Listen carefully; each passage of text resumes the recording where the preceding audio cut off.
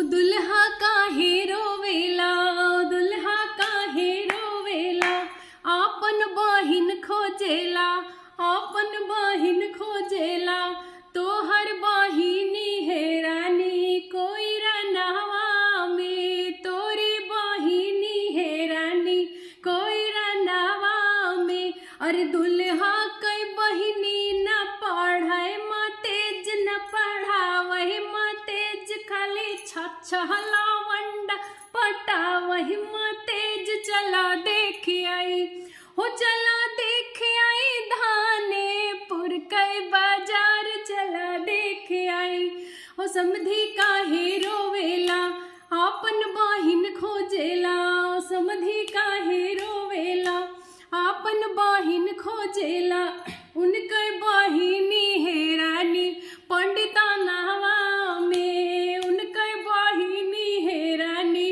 आहिरा नहवा में। अरे समधी कई बहिनी न पढ़े तेज न पढ़ावहे तेज, खाली 36 लावंडा पटावहे तेज।